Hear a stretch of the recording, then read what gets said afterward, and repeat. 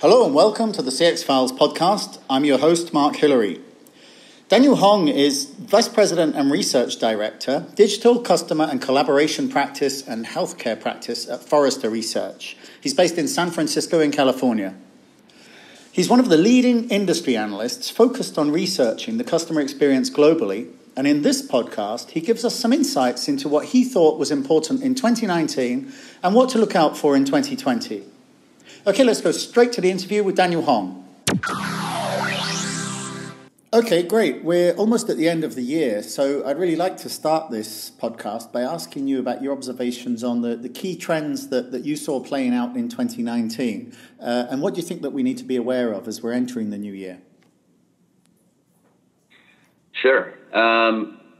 It's a great question. I think in 2019, coming off the back of 2018, where a lot of attention was given to how to make customer service more digital, how to get my customers to engage with me on digital touch points. That really kind of resulted in very lofty goals set out by companies, where you would hear companies, Forrester clients, wanting to reduce the call volumes by 50% over the next 2 years, or moving customers from 80% of their interactions coming from the contact center and moving that 80% over to digital. So like an 80-20 swap, kind of like flip the funnel type initiative.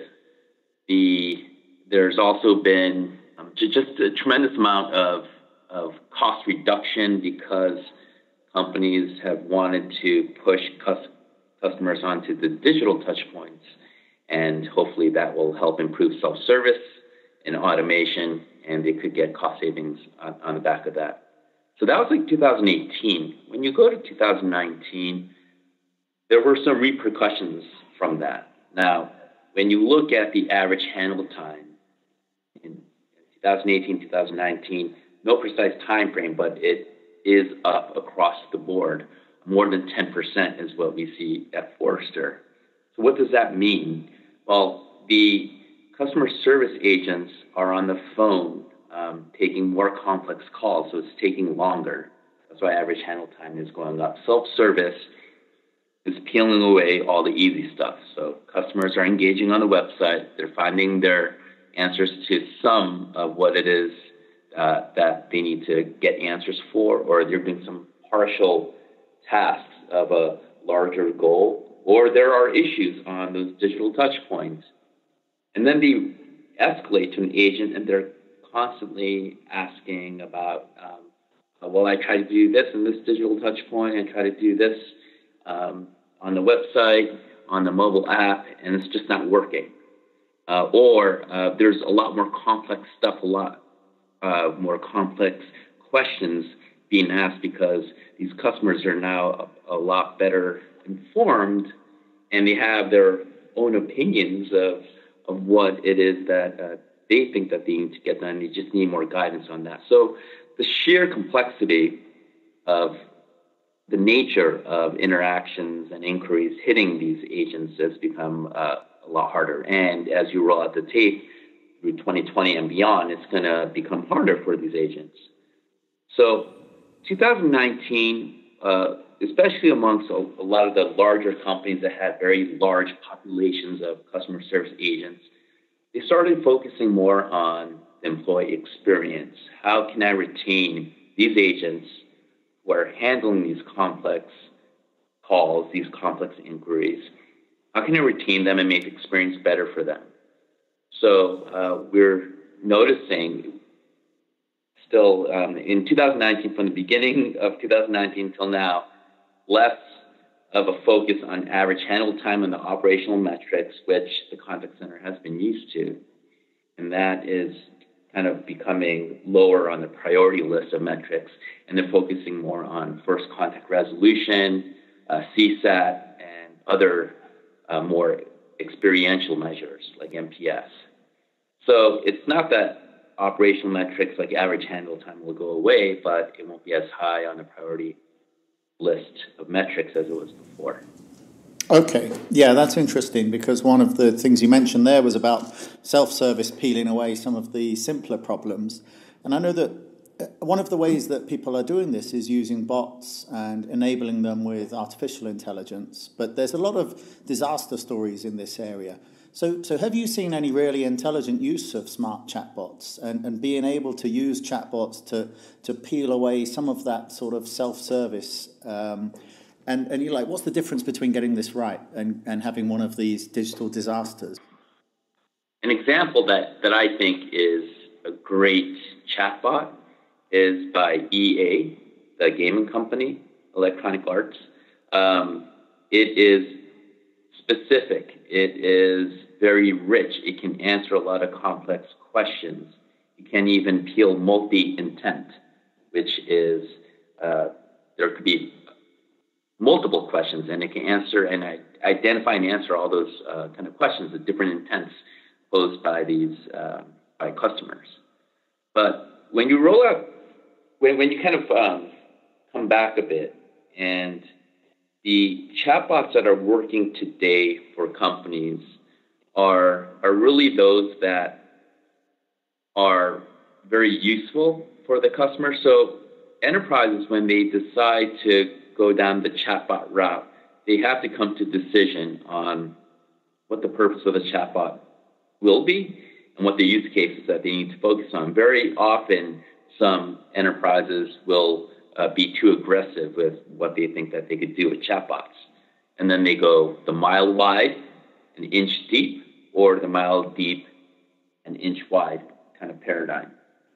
A lot of chatbots today are basic in their capabilities, and it's not necessarily a bad thing. When companies think that chatbots will really dramatically improve self-service, I think that they're missing the bigger picture of the experience aspect. Companies need to be open to the fact that customers will probably use a chatbot and will probably continue that interaction and engagement with a live agent if it's complex.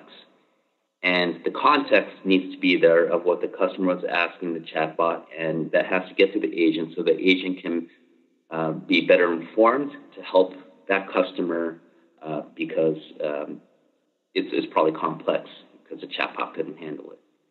So the experiential part of chatbots and the customer service agents is what's lacking in the market today. There are companies that are, like with chatbots, they tend to say, did this answer your question, yes or no? And you can probably ask that, but they never really ask about the overall experience with the brand that day from the chatbot to that customer service agent and their resolution of the issue. Yeah, that's great. I mean, I just opened a new bank account with a bank in Brazil called C6, and the whole account opening procedure was clearly being handled by a bot. But any question that I had, it managed to cope. And so I was quite impressed that they could then effectively just have a bot welcoming all their new customers. Yeah.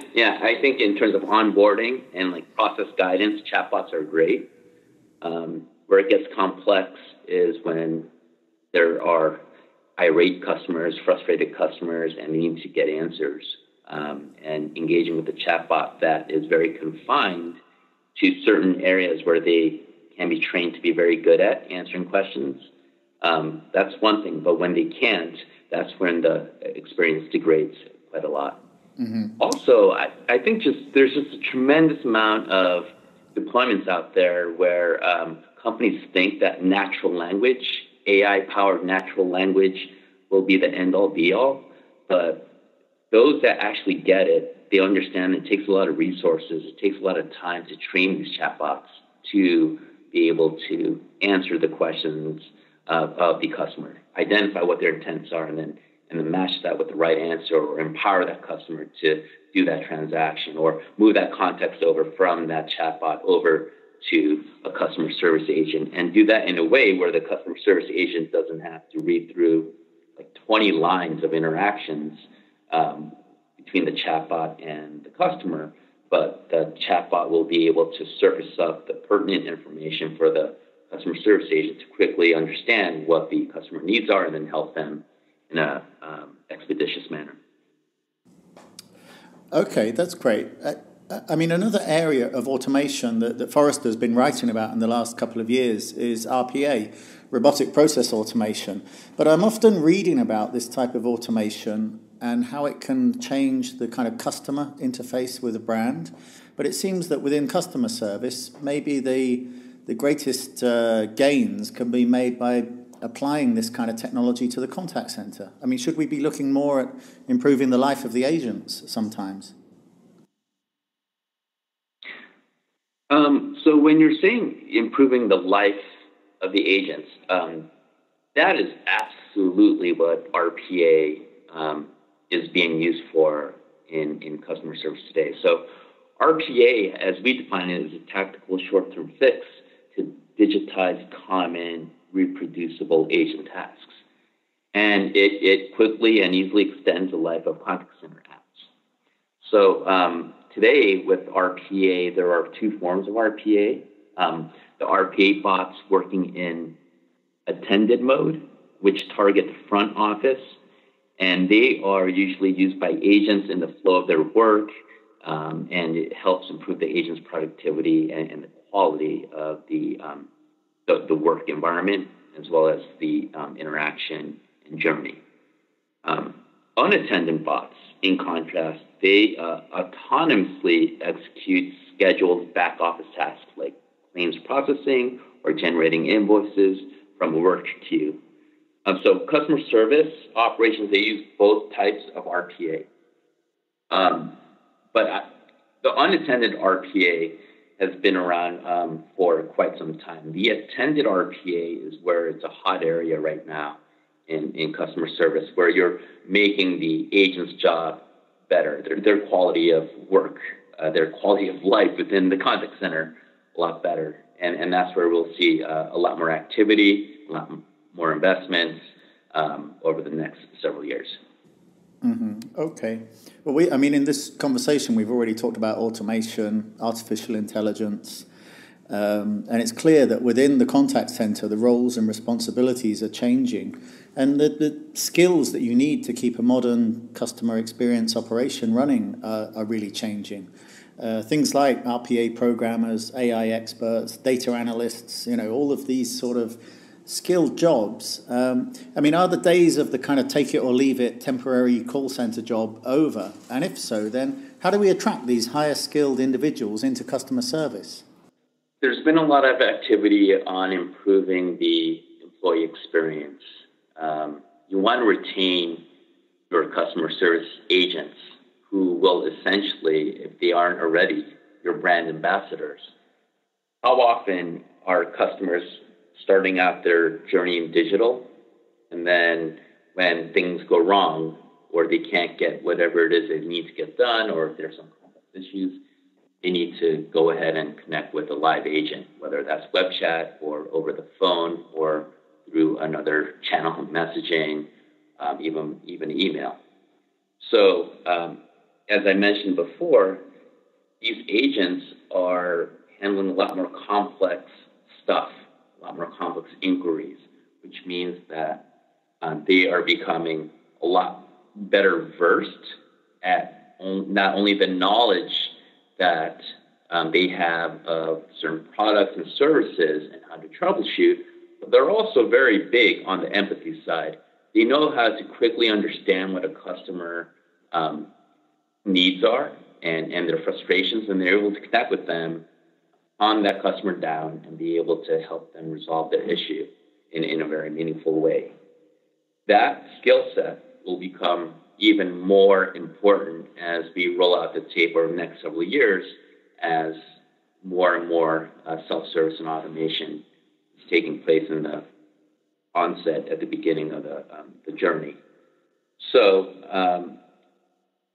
it boils down to, you need to retain these agents. You need to retain these brand ambassadors. How are you going to do that? Well, number one, you probably want to pay them more.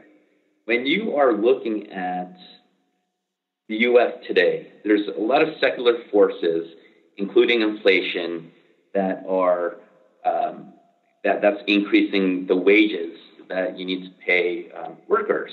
So there's rising minimum wages across U.S. cities, and large companies, think of Amazon or Bank of America, or J.P. Morgan Chase, they're upping their minimum wages to like $20. Bank of America, for example, and like Amazon's $15. So you have these large companies also increasing their wages. That has a cascading effect on the agents in general, the customer service workforce. So what we think will happen come 2020 is that U.S. brands are going to drop $8 billion more on U.S. customer service agent salaries. And that's just because you need to pay your qualified agents more, those that are handling the complex inquiries. You need to retain them because they have tribal knowledge that can't be codified, and they have the empathy skills to help with customers and customer frustrations.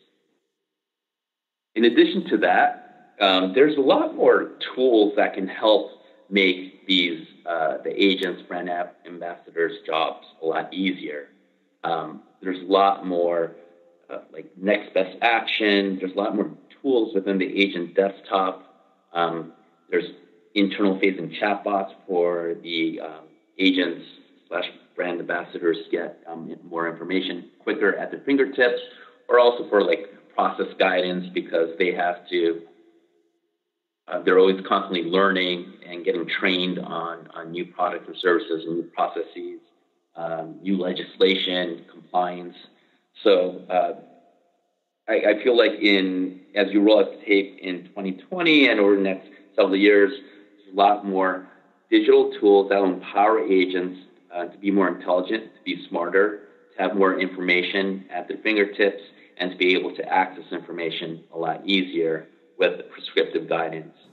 In addition to that, they will be empowered with digital tools where they could provide more immersive experiences to the customer. So, for example, Mark, if you are calling in on your smartphone and you're talking to a bank in Brazil and you want to find out why there are some charges that were made on your credit card, you don't remember actually those charges being made, that customer service agent can send you a link to open up a mobile web session where you can actually see on a map where those charges were made at what time and provide more billing details. So it's just a more immersive experience where it used to be just voice, but now there's a show and tell experience. There's combined with voice, and there's that just richer interaction and engagement that'll help drive customer satisfaction as well as help improve the resolution rates and the overall experience. Oh, well, that sounds like good news for the customers and for the agents working on customer service as well. Yeah, just finally then, just to wrap things up, as we're in December, it's almost the end of the year. Are there any projects or companies or technologies that you're really looking forward to working on or seeing develop in the new year? Home devices, the Alexas, or Google Home, the Siris, the Cortanas, it's very interesting to see how these conversational devices will actually be a channel for companies. There's a lot of innovation now in voice, but the problem with voice is the stickiness of it and the adoption and usage of it over a long time. It seems like most of the home devices are used for command and control or to look up information like weather. It's not as much embedded in people's lives of doing tasks, checklists, shopping as some people have thought. But there is a lot of innovation happening that we're seeing, and a lot of companies trying new things in those channels. So being able to pay your bills, being able to actually get some diagnosis via voice for healthcare reasons. There's just a tremendous amount of activity and innovation happening in that space. So that's one area that I think that we're paying close attention to come 2020. Another area is a continuation of the employee experience. What types of digital tools, what types of analytics are we going to be using in customer service to really help with reducing fatigue, but also improving, decreasing fatigue, decreasing attrition, but also improving the overall employee experience. There's that whole "the customer is always right" mentality that's been embedded within the enterprise world since forever. But what we are seeing more and more as we roll out the tape for the next several years is, how can I empower my employees to be successful? How can I provide an environment for them where they are a lot happier, where they can then provide a better experience and engagement for customers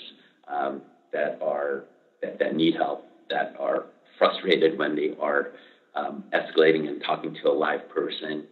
And I think those are going to be absolutely critical.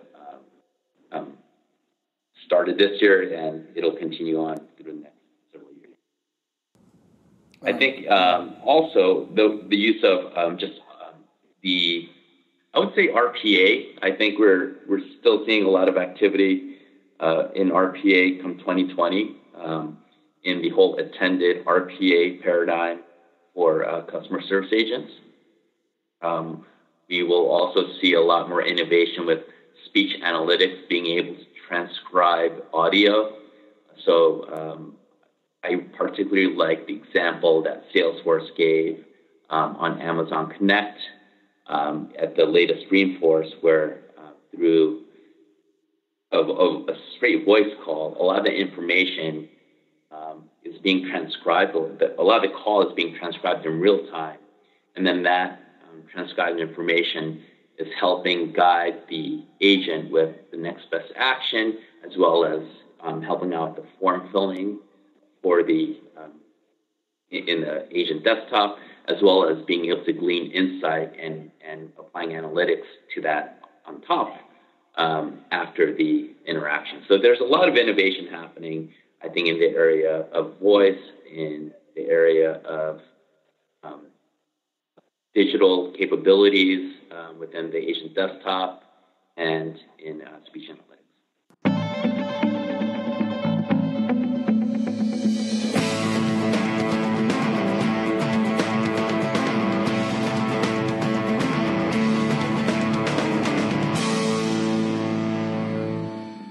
Thanks for listening to the CX Files podcast. Please take a moment to review the podcast, because this helps other listeners to find it.